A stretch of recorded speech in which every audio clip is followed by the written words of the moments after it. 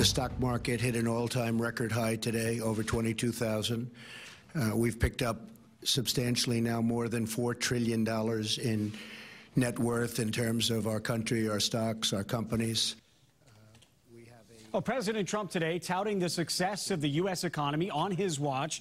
But is that a valid claim? We asked John Keller to provide some context. John? Well, Liam, it's nothing new. Presidents always take more credit for good economic news and get more blame for bad news than they deserve. But there is no question the first 6 months plus of the Trump era have yielded some welcome news. A booming stock market is great for your 401k if you're lucky enough to have one. And the steady job growth of the last couple of years has continued under President Trump. But in other key areas, the results are mixed at best. Trump's election triggered a surge in consumer confidence, with the University of Michigan's widely respected index jumping to its highest level in many years. But after 6 months of watching events in Washington, that number's falling as expectations of quick action fade.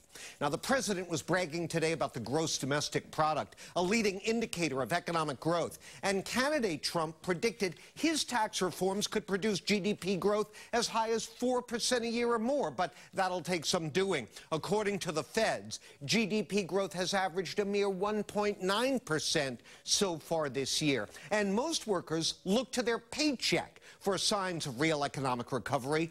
Candidate Trump claimed his policies would produce major wage increases of 4% or more, Liam, but neither the policies nor those large wage hikes have materialized, at least not so far. It sounds like at this point you're giving the administration an incomplete. Yeah, absolutely. I mean, if his forthcoming tax plan gets passed and boosts economic growth and wages, well, his economic report card will look pretty good heading into the 2018 midterm elections. But if his legislative losing streak continues, the tax plan goes down, it won't look so great. And don't forget the other factors.